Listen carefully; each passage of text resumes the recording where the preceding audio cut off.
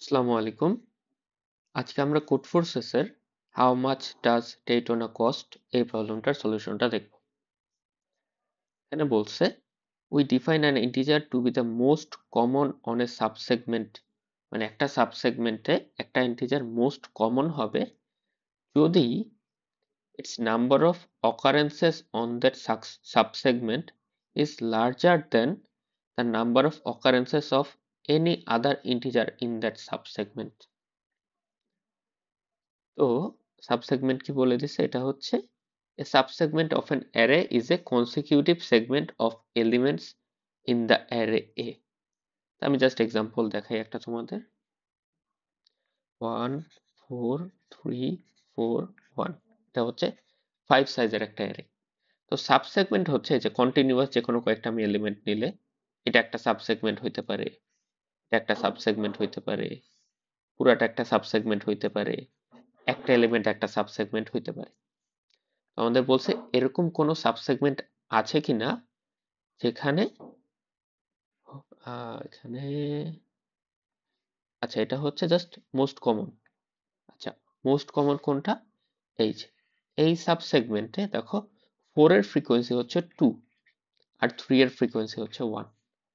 তাইলে এখানে 4 most common, কারণ 4 এর ফ্রিকোয়েন্সি অন্য যে কোনো এলিমেন্টের ফ্রিকোয়েন্সির থেকে বেশি। এই যে if its number of occurrences মানে ওটা frequency on that subsegment is larger than the number of occurrences of any other integer in that subsegment।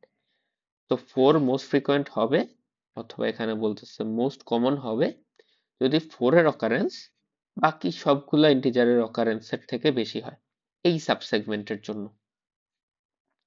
কিন্তু আমরা যদি ধরো এই সাবসেগমেন্টটা নিতাম, তাহলে 1 এর ফ্রিকোয়েন্সি 1, 4 এর ফ্রিকোয়েন্সি 1, 3 এর ফ্রিকোয়েন্সি 1। তো এখানে কোনো মোস্ট কমন এলিমেন্ট নাই, কারণ কোনো ইন্টিজার নাই এখানে যেটার ফ্রিকোয়েন্সি বাকি সবগুলার ফ্রিকোয়েন্সির থেকে বেশি। কিন্তু আমরা যদি শুধু 4 নেই, তাহলে এখানে 4 এর ফ্রিকোয়েন্সি 1 আর কোনো এলিমেন্ট নাই, সবার ফ্রিকোয়েন্সি 0, তাহলে 4 হচ্ছে মোস্ট কমন হবে এখানে। আমাদের বলছে given an array A of size n and an integer k। তো একটা অ্যারে A দেয়া আছে সাইজ n এর এবং একটা ইন্টিজার k দেয়া আছে। Determine if there exists a non-empty subsegment of A where k is the most common element। তো তোমার এই অ্যারের কোনো সাবসেগমেন্ট আছে কিনা যেখানে k হচ্ছে মোস্ট কমন এলিমেন্ট। তো এখানে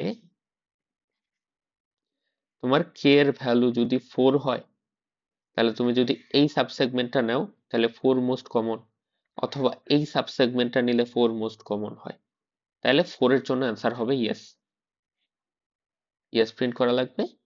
বা তোমার k এর ভ্যালু যদি ধরো 6 হয়, 6 তো এই অ্যারেতে নাই, তাহলে 6 তো কোনো সাবসেগমেন্টে মোস্ট ফ্রিকোয়েন্ট হইতে পারবে না, তাইলে এটার ক্ষেত্রে অ্যান্সার হবে নো। তো এখানে খুব ইজি একটা অবজারভেশন হচ্ছে, তোমার k যেই ভ্যালুটা দেয়া আছে ওই ভ্যালুর যে কোনো অকারেন্স যদি তোমার অ্যারেতে থাকে ইকুয়াল টু 4, তোমার অ্যারেতে একটা যদি 4 থাকে, তাহলে শুধু এই 4 কে নিয়ে তুমি যদি একটা সাবসেগমেন্ট নাও, তাহলে ওইটা কি শুধু এই 4 এর ফ্রিকোয়েন্সি 1 আর কোনো এলিমেন্টের ফ্রিকোয়েন্সি নাই, সবগুলা 0, তাহলে 4 অবভিয়াসলি মোস্ট কমন হবে ওই সাবসেগমেন্ট।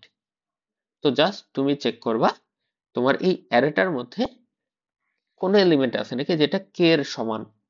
যদি k এর সমান থাকে তাহলে ওয়ান সাইজের আমি সাবসেগমেন্ট নিলেই মোস্ট কমন আমি পেয়ে যাচ্ছি। তাহলে জাস্ট চেক করবো এটা আমরা এই k এর সমান কোনো এলিমেন্ট আছে কিনা, যদি থাকে আমরা ইয়েস দিতে পারবো, কিন্তু k এর সমান কোনো এলিমেন্টই যদি না থাকে তাহলে তো কোনো সাবসেগমেন্ট ওটা আসতে পারবে না, মোস্ট কমনও হবে না, তখন আমি নো প্রিন্ট করে দেব। এটা আমরা মিলাই দেখতে পারি। এখানে এই স্যাম্পলটায় দেখো k এর ভ্যালু হচ্ছে n হচ্ছে 5, k হচ্ছে 4, এটা অ্যারে। তো এখানে এই যে k আছে 4 আছে, তাহলে ইয়েস প্রিন্ট করছে। এরপর এটা k 1, এখানে কোনো 1 নাই, তাই নো। পরে এটায় ধরো এই যে 6, k 6, এখানে কোনো 6 নাই, তাই নো। এরকম ভাবে হচ্ছে কাজ করতেছে জিনিসগুলো। তো তাহলে এটার কোডটা আমরা করে ফেলি, এবং এখানে টেস্ট কেস আছে কয়েকটা। তো টেস্ট কেস কিভাবে হ্যান্ডেল করে আমরা জানি। এরপর n কে দেয়া থাকবে এবং অ্যারেটা দেয়া থাকবে। তাহলে আমরা কোডটা করি। টেস্ট কেসের জন্য ইন t আমরা t এর ভ্যালুটা ইনপুট নিব। এরপরে while t মাইনাস মাইনাস দিয়ে টেস্ট কেসের লুপটা চলবে। এরপরে n এবং k আমরা ডিক্লেয়ার করে n এবং k এর ভ্যালুটা আমরা ইনপুট নিব।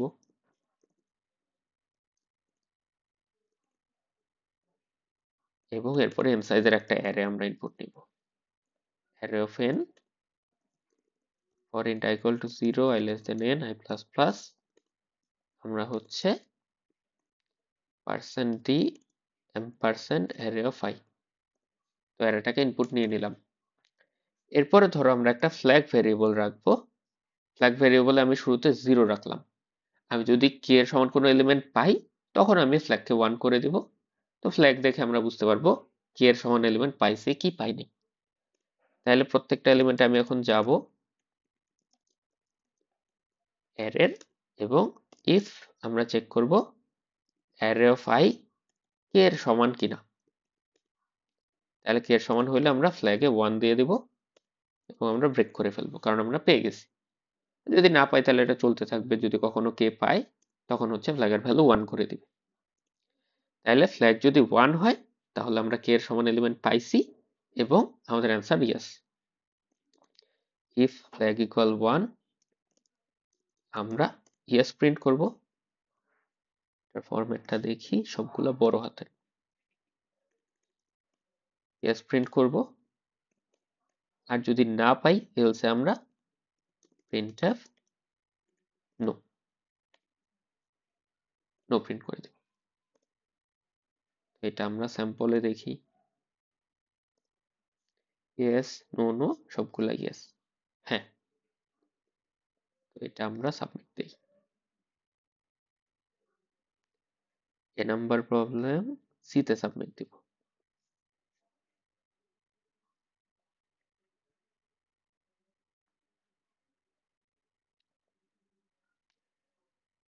এটা অ্যাকসেপ্টেড দেখাচ্ছে। তো এটা খুবই ইজি একটা প্রবলেম ছিল, জাস্ট কি এর সমান কোনো এলিমেন্ট আছে নাকি এই জিনিসটা আমাদের চেক করে দেখা লাগতো। এটা ছিল প্রবলেমটার সলিউশন। Thank you everyone. আসসালামু আলাইকুম।